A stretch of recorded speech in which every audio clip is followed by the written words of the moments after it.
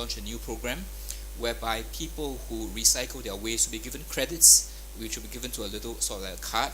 They can collect these points and exchange them for goods at one of the convenience stores. So things like that we are putting in place to slowly change mindsets. But I do concede that it's in some ways easier to build a green building than to change mindsets. So that's something that will take time. Yes, this gentleman there.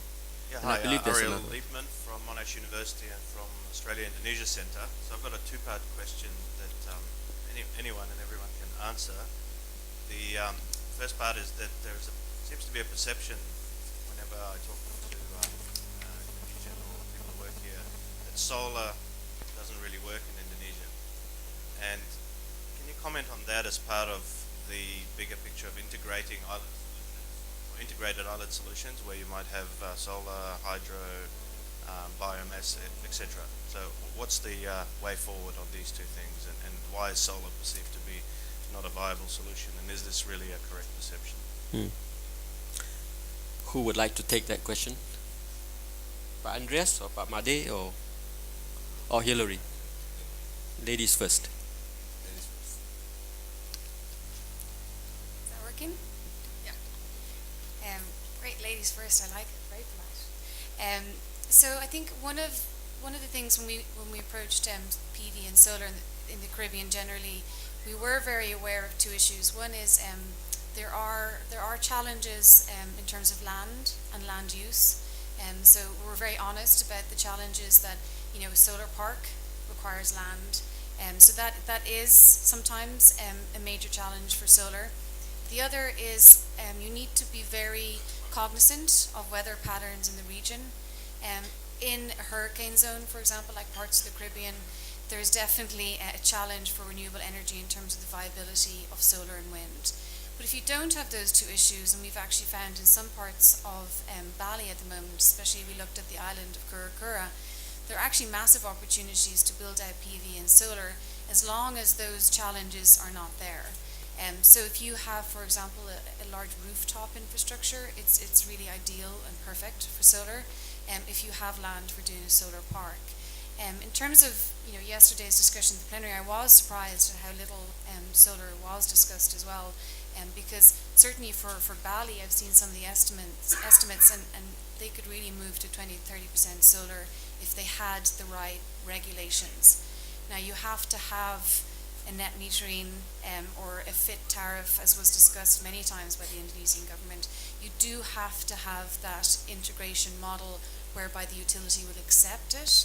And if not, you need to look at distributed options where independent power producers can exist.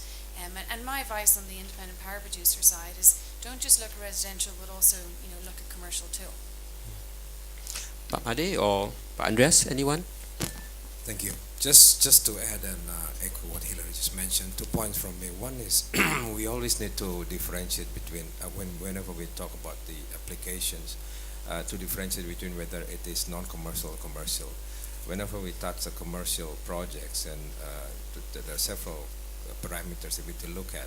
In regard to solar, I think the availability of feed-in tariff is one of the main drivers of why it is not that widely implemented in Indonesia. There is one facility, I'm sure, 1 megawatt in the central part of Bali, in Bangli. It sits there producing power connected to the grid for a reason, but not commercially operating because of the feed-in tariff has not been introduced. So hopefully it is now.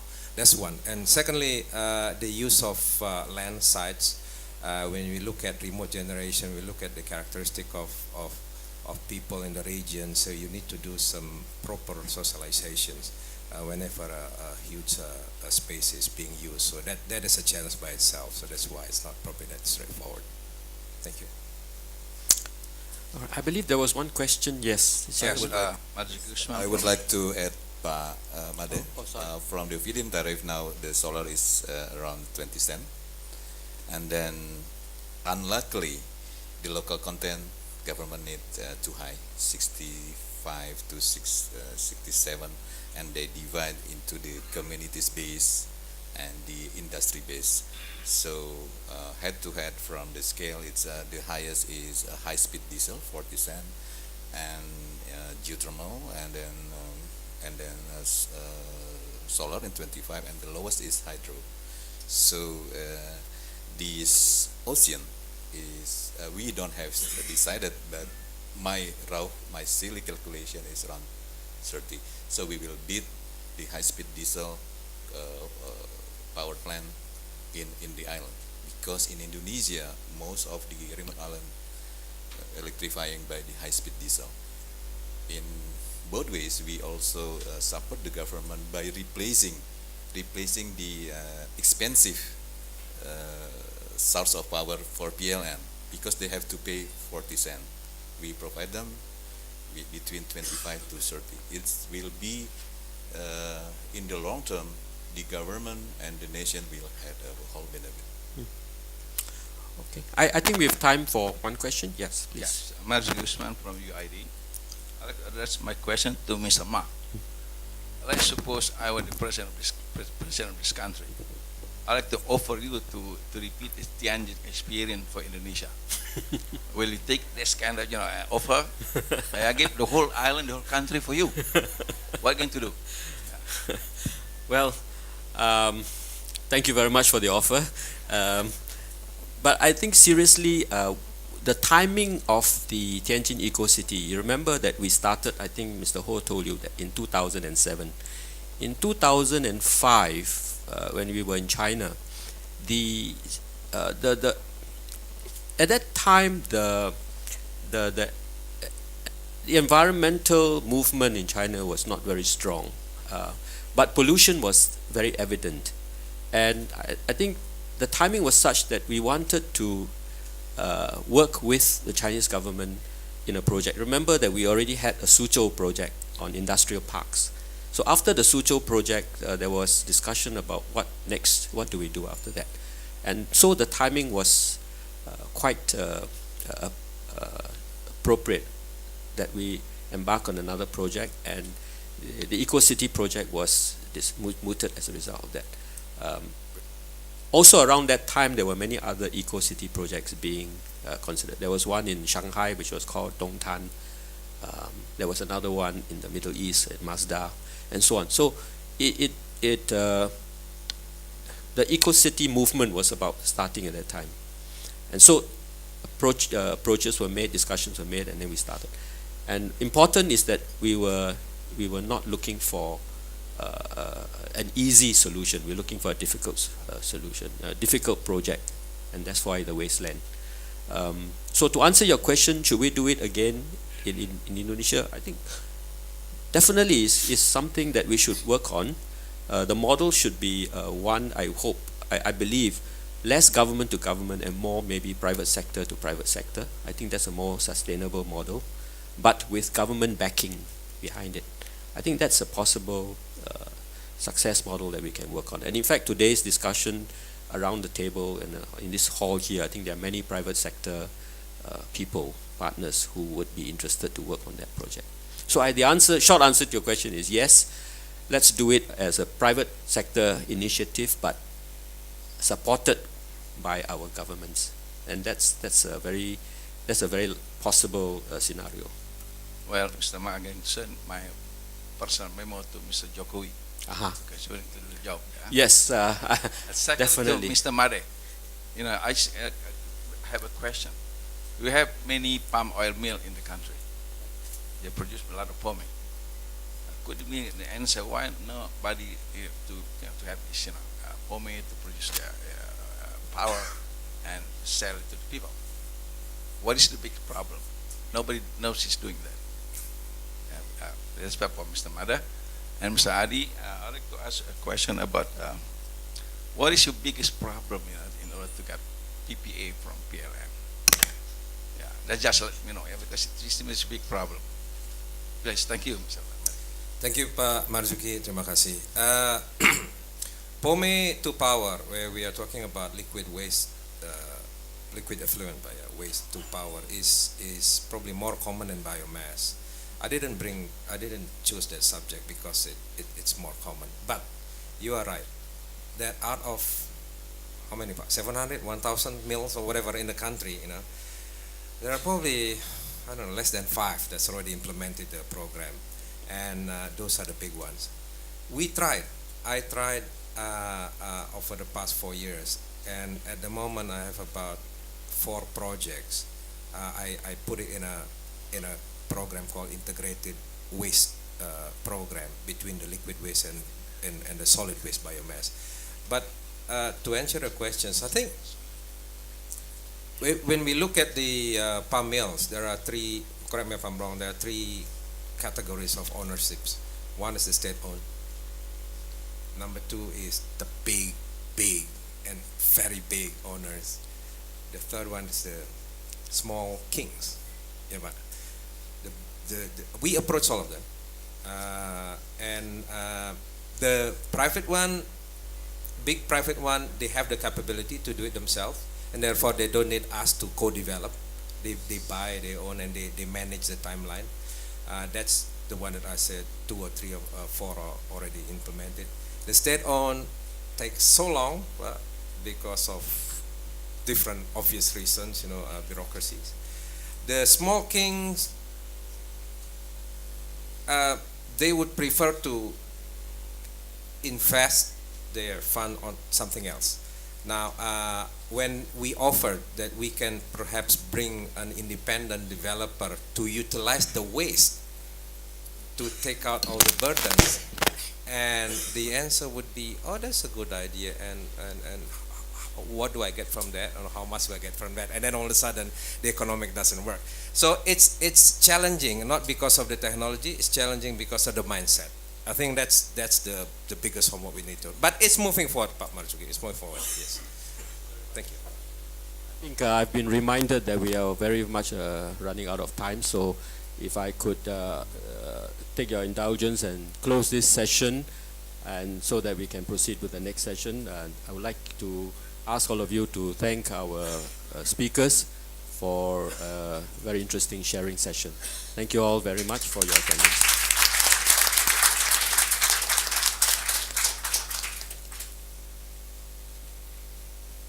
You can come back to your seat. We will proceed with the next one, the next session, and Shobi will help us with the next one.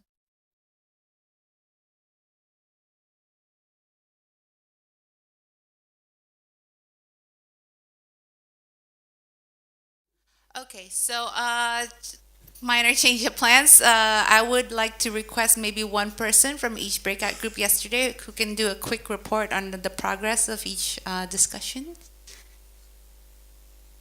Do we have representations from each group today? Let's deep decarbonization. Do we have representative? John is here. Okay, John, I'm looking at you. So, I'm calling roll from each group to do a quick report back. No slides, just how the discussion is progressing so far before we break. Yes, I'm just making sure that every group is represented. And then renewables, Hillary, maybe you could do a quick report. Urban Island, is there? Yes? Okay, great, Dave. Sustainable tourism. Of course, the chair is here. And transportation, Pa Ari. You would volunteer? Okay. Okay, great. So can we, John, would you be ready? Oh, just a quick reminder to silence your phones. Okay, well, we've had a wonderful group looking at deep decarbonisation in Indonesia. And the first thing we did was identify a lot of work that's already happening on this. There's the SDSN, Deep Decarbonisation Pathways Project. There's the Asia Integrated Modelling Effort, and the UK government has been working with the Indonesian government on a 2050 pathways calculator. So there's a lot of things happening. We also identified some challenges up front. There is no silver bullet. There's not one solution. It's not all solar or all coal. There's lots of things that have to be done, and that's what we worked on in our group, and that's what we'll be reporting back on. The other challenge that was referred to was the gap in Indonesia between the targets, that is the 26% target by 2020 and the target for renewable energy of 23% by 25, and actually having implementation plans to do it on the ground. And that's what we have to do. We have to go beyond just having a target to having action plans. What we then did was identify a number of specific long-term visions and objectives. And I'm not going to go into all of those, but we used a method based on what the Carbon War Room provided to prioritise. And we slightly changed that because we looked at impact, what was going to have the biggest impact, but we did that. And I guess to summarise what we came down with was 4 key opportunities that we're going to focus on. First, capacity building. That in the provinces and local government, we need to build the capacity of officials to understand carbon, greenhouse gas, energy, and to implement change. Second, energy efficiency. Energy efficiency was the cheapest and best form of energy. Third, biofuels for Indonesia are a big opportunity. And fourth, solar and storage. So for all of those, we hope in the next discussion to come up with some specific pledges or actions.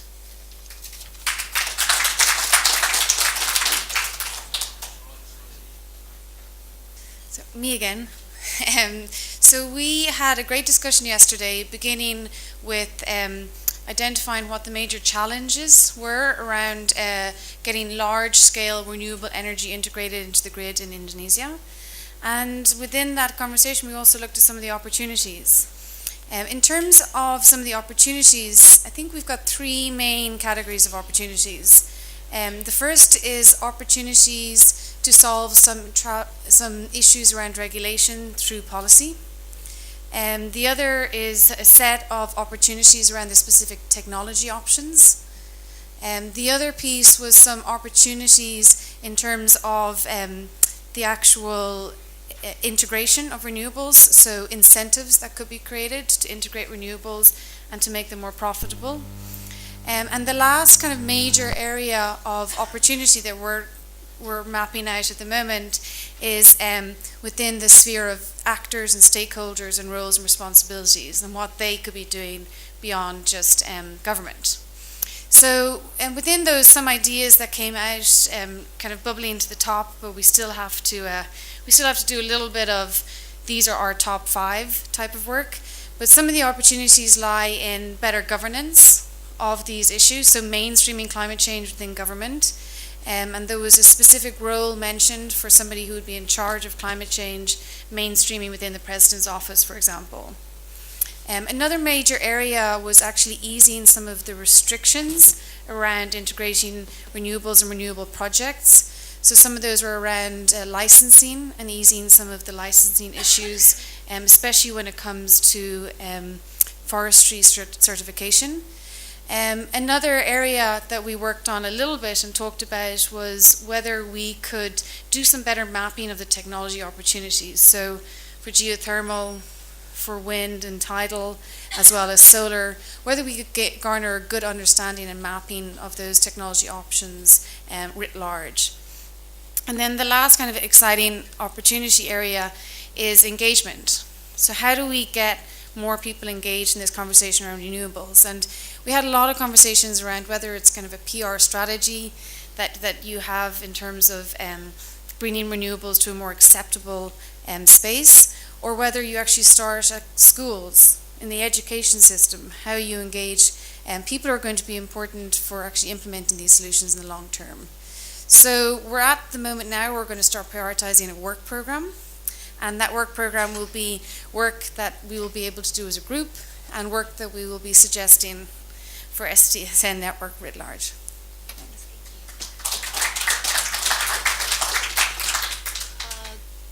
Dave, would you like to go next? Thank you. I'm speaking on behalf of Ibu Mari, who chaired our session. We came up with lots of really good ideas about how we could become more sustainable in the urban and islands area.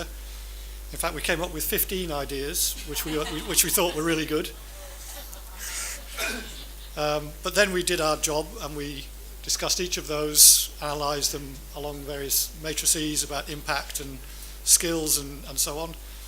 And what we've done so far is narrow that down to 4 projects, which we still need to now put a bit more thought into about expanding those and putting some flesh on those.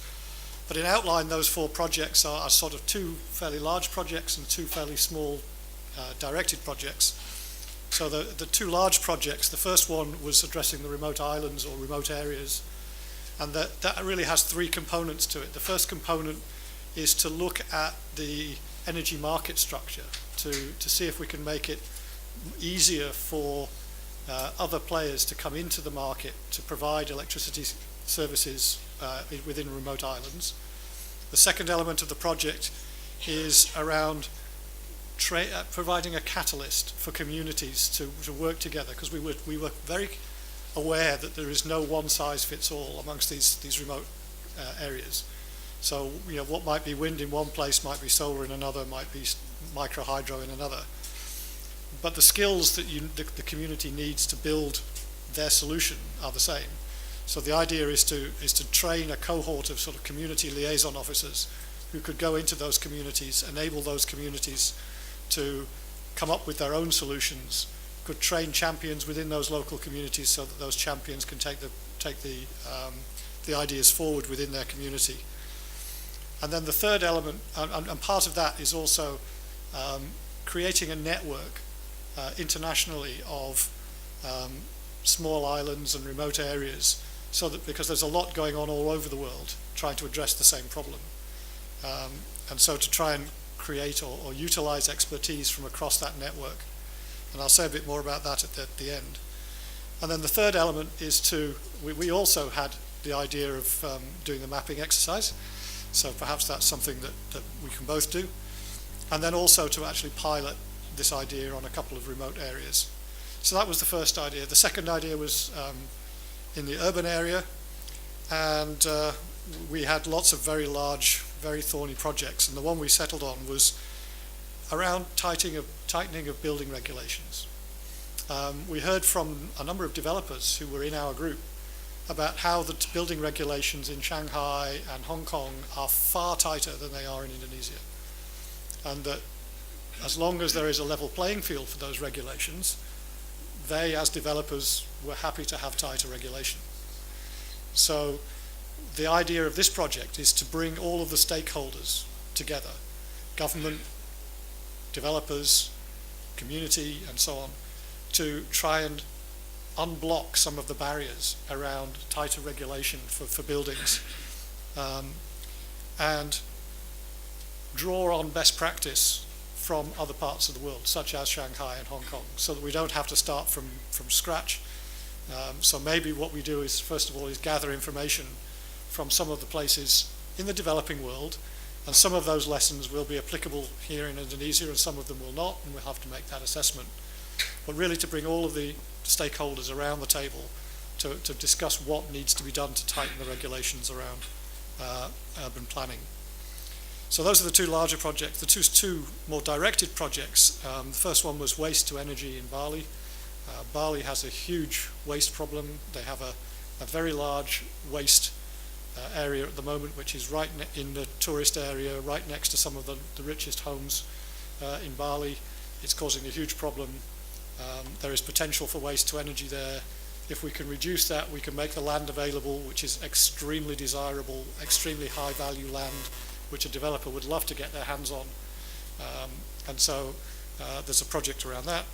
And then finally, there's a community project around apartments and use of grey water in low-cost apartments, a project which is already starting, which we thought we could enable and facilitate. And then finally, overnight, one of our members has already, we talked about creating this network internationally around the small islands, and apparently we already have a firm commitment from the Scottish Government to overnight to send someone here early in the new year to work with people here in Indonesia to learn from the experiences that the very large number of small Scottish islands have done in terms of looking at how they've been able to electrify their energy provision system. So that offer is there, which we've been able to obtain overnight. So we still need to do a lot of work in terms of fleshing out these proposals and really trying to put a little bit of deeper thought into them. But that's the outline of the proposals at the moment.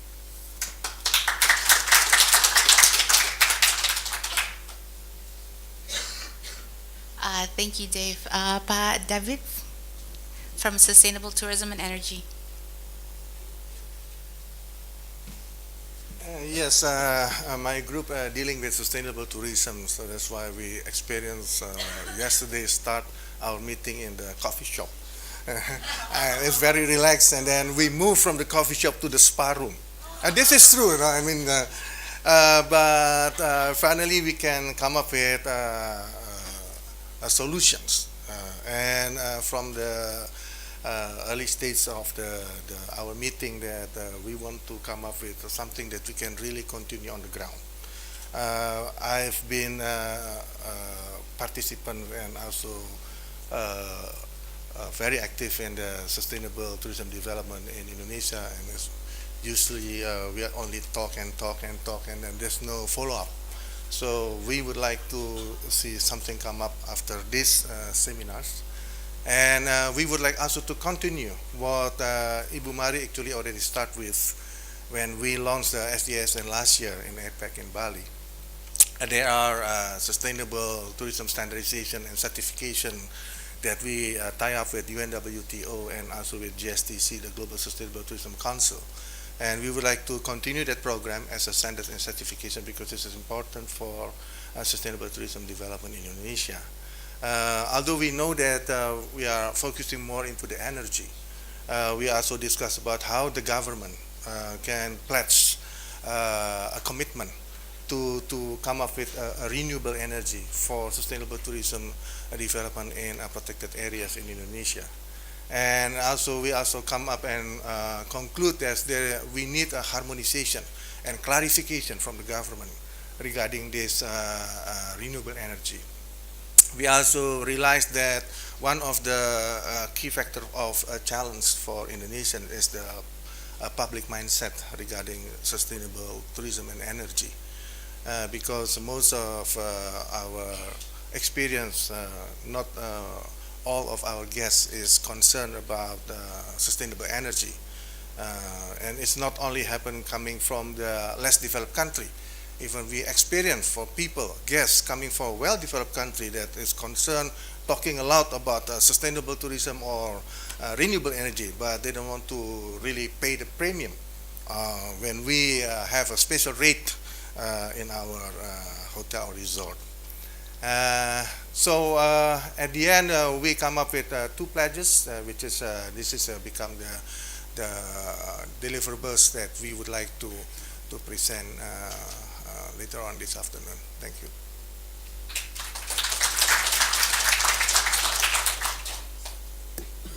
Thank you, Pak David. Pak Ari, are you ready? From Transportation Group. So this is from first group, the transportation. Actually, we had a very lively discussion yesterday with Pak Nugroho, Pak Tatang, Robert, Richard, myself, and a few others. And basically what we were discussing is more or less about how bad currently the transportation is. We're talking about the context of Indonesia and what we can do towards the future with regards also in relation to the energy. So yesterday we identified, basically the group identified the 3 main challenges that we need to resolve. One is about the integrated transportation, and it is more on the infrastructure and the system. And the second, about the renewable clean energy used for the transportation. And the third one is Indonesia being this big country, even at the moment we don't have yet the technology to make the engine of the vehicles. So everything is 90% maybe Japanese technology, the rest is European technology. And that makes us a bit dependable upon the whatever technology being invented or being introduced by the Japanese and the Europeans car manufacturers. The opportunities are there. That's why I think one of the things that we discussed, and apparently Singapore has done that, is the smart urban design, the Tianjin project. That is something that Indonesia can embrace, especially as we are growing the small satellite cities around the big city, like in Jakarta, surrounding Jakarta, we have Serpong, we have Sentul, yeah, and also the networking between the cities and developing the communities, changing the mindset. At the moment, we have communities already that share a private vehicle. We call it's a official hitchhiking. We call the tabangers.com. They name themselves. So one guy doing the carpooling and offering to the others through the social network, the social media. And of course, being so abundant in the natural resources, then maybe the opportunity is to do a farming on the biohydrocarbon, as well as the electric generating energy, yeah. And then for the technology, car technology is how we develop our own expertise to have our own technology that we can apply within the context of the country. And that needs, of course, definitely cooperation among sectors and also government support from other governments outside Indonesia, and a firm and clear policy from the government how to support this clean renewable energy as well, and the comprehensive plans on the commercialization of the vehicles, because actually at the moment we do have several institutions like SMK who already produced car, but nobody apparently wants to use it because of the name, yeah. And I think the national and international networking between government and other institutions that can also create kind of a pressure to make this happen. I think that's pretty much what we discussed. And I'm sure this afternoon, Robert was kind enough yesterday to put in all the opportunities to lay down and which one that we should tackle first. So looking forward to this afternoon session then. Thank you very much.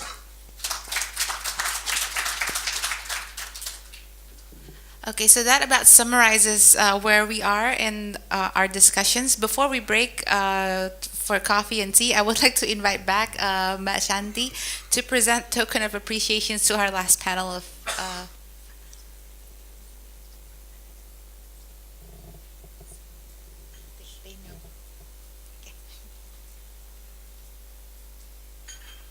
Thanks, Shobi. I was in a hurry, so I forgot to give some token of appreciation to our former speakers. Could I invite back again to the stage Mr. Ma, Mr. Ho, and Mr. Made, Mr. Andreas, and Miss Hillary. And would you please, Pak Putra from Ministry of Forestry and Ibu Sherry, to give the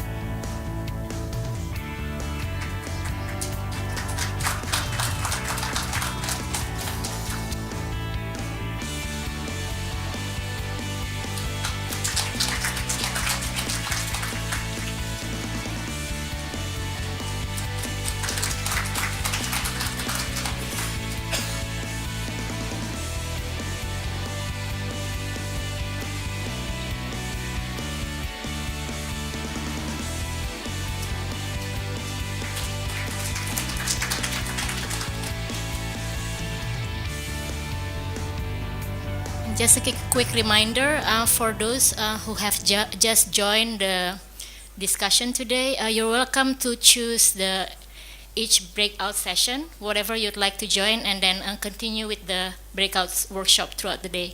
Thank you.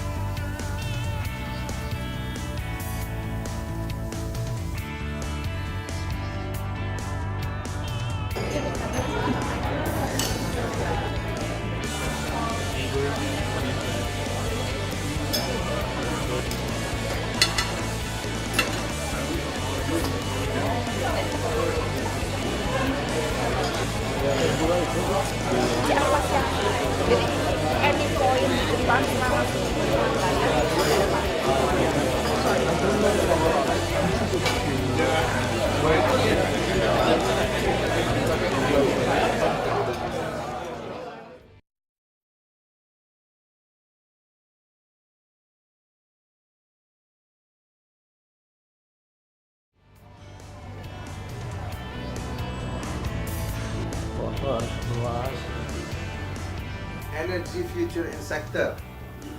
Vision to have lowest carbon emission, ideally zero, will have trade-off with profitability and convenience within the tourism industry for the next 5 years. Okay? Energy supply, that is a renewable energy production and use in tourism. So if the Ministry for Energy and Forestry can have some kind of certification to say this resort is eco-label, Okay. then that can be recognized. Right? Recognition for buildings, for appliances, and for certain technologies. So you can have that little label and you can have an ecotourism label. So you could have both. Great. They could be green certified for this energy and also certified for It's got 4 ticks, 3 ticks, 5 ticks.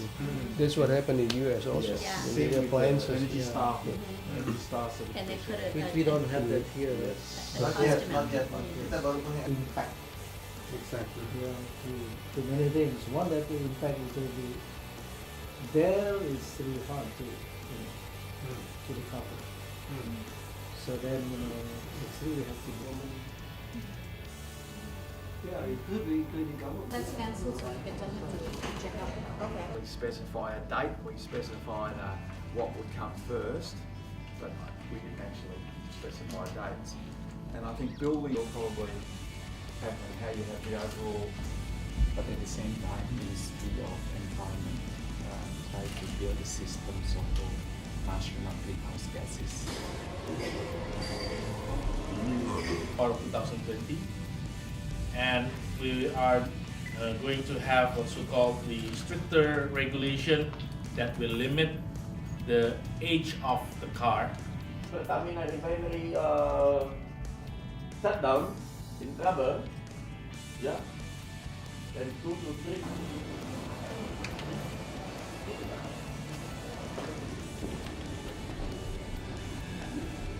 And does the 100% electrification refer to electrifying 100% of the inhabited island? Or, I guess how we have to deregulate them or whatever. If you have excess, then you have to go through PLN. I think that's how you define own use. If you have a ring-fenced community, it's own use. Right. Citizen voice and discussion around what your rights are and what do you need and what are your aspirations, and then how part infrastructure, but it's also the stuff. The one the last one. Towards making this a reality. So this should be at the faster on that, but there's also an automatic version if you want to type it out. Because that's something we find a lot. And where is it? And where is somewhere? Can anyone see it? Because there's a director of bioenergy also, and he also always present the potential and then the current utilization. I think the challenge. So I'm getting low feasibility in this group. Low. Yeah. Impact? For the rest of Indonesia, if you could have. So the impact would be high. So I think if that's part of the standard guidelines. No. This is the regulatory framework. How does P&L operate?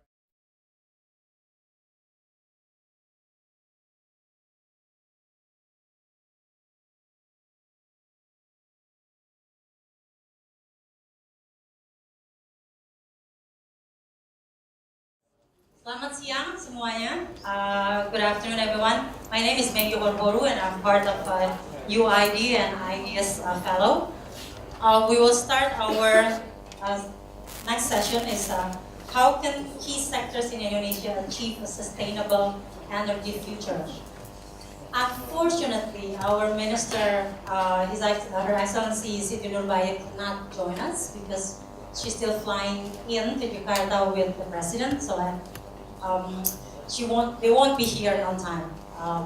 So we will continue to the breakout session report group and by stating your pledges at the end of your representation. Can I call transportation group to come up front? Terima kasih, Pak.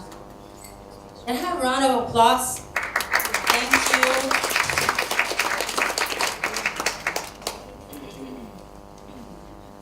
a presentation.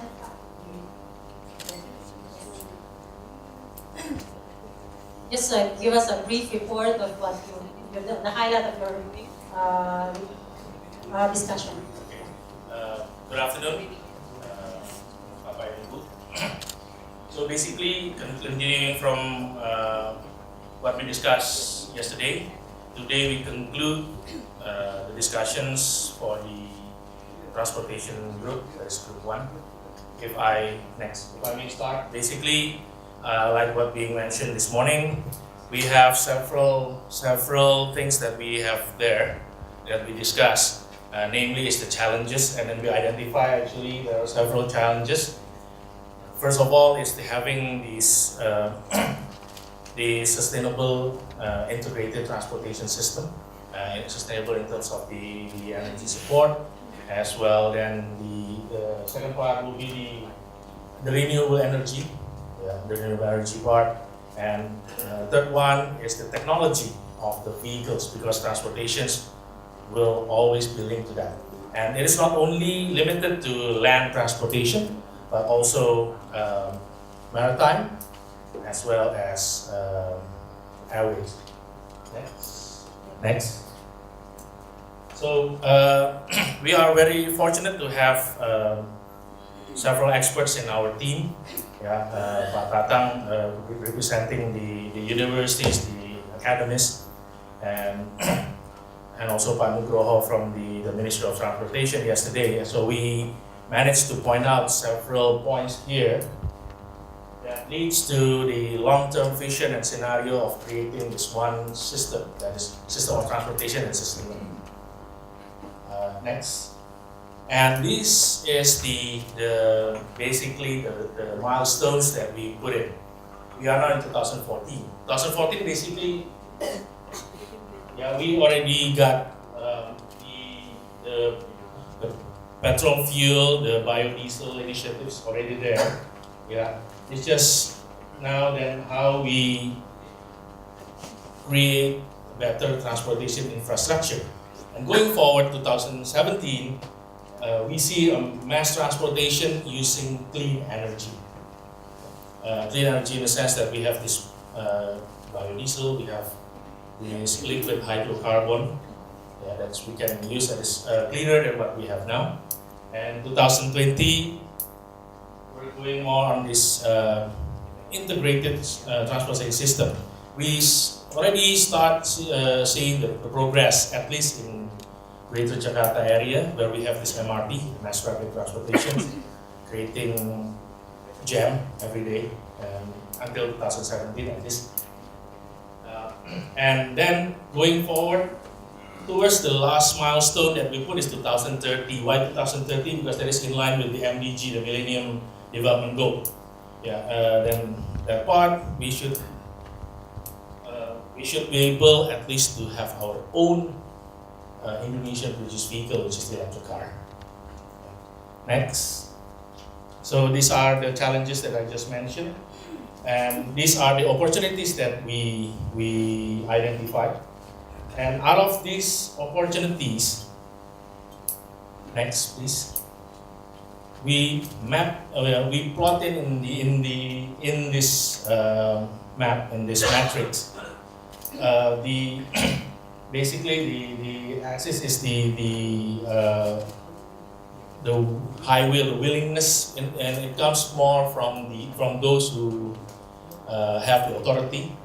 It can be the government, can be even government agencies, and then on the horizontal side is the high skills required to make it happen.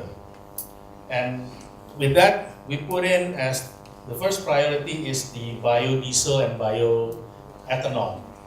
It's the one, the energy that we have now is in progress. And we put in the liquid biohydrocarbon as the second priority. And then the electric car, and then vehicle technology, and last but not least is the sustainable smart urban design, which will, like what we saw this morning with the Kanju project. Next. from that, yeah, this is the initiatives that we put in our group. Actually, Robert, coming from the Australian Indonesia, Center, AIC, yeah, brought a very good news that AIC is willing to help us in doing the tests, especially for this electric scooter. At the moment, we have about 62 million motorcycles, and none of them actually electric. And so I think it's a good start. Yeah. Good start from there, and then we also identify that in the initiatives, one of the initiatives will be to create a sustainable source for this biodiesel, liquid biohydrocarbon. And to my personal surprise, actually, I just heard from Pak Tatang that like Ponggamnya, the plant is actually widely available in Indonesia. It's something that's non-edible source of this liquid biohydrocarbon. And there are also certain things that we put in there, and one of them is we are not really sure who's supposed to be helping us with that. Yeah, so we are still in discussion, but given the time constraint, maybe then Bapak Ibu from the audience can help us with that. Okay, then last but not least, next. Yeah, the commitment, and also it's in line with what we pledge here, is we would like to focus more on something that we have already started, which is the biofuels. And that is to create the sustainable sources of raw materials for having or making these biofuels, liquid biohydrocarbon. Because the source can be derived from many things. One of it is actually CPO, crude palm oil. But then Indonesia is actually one of the biggest exporter of crude palm oil. If we export everything, then what's left for us to create or to have these biofuels? And that's also part of this pledge, which we put in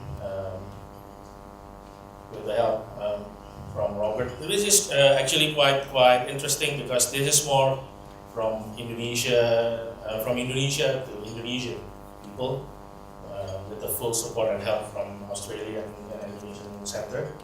That our fishery commitments are to create sustainable initiatives to develop domestic Indonesian resources and technologies, and to exploit best practice based on international experiences for us to build a fully sustainable integrated transport solution for Indonesia, in which we will work with community, government, leading researchers, universities and industrial stakeholders to ensure the efficient design and implementations of the solutions. Our leading recommendations are presented in the SDSN transport group, which is these are the list of initiatives. I think that's pretty much the presentation from Group 1. Thank you very much for your kind attention, and we really hope that this some way, somehow can be materialized. Thank you. Can you stay there, Pak? Can I have all the members of the group to come on stage? The survivors, to be precise. The survivors, yeah. We were 11, and then today we were 5 and 6 with Pak Gordo. Okay. It's Robert, Pak Tatang, Pak Iskandar, We're not going to punish you, promise.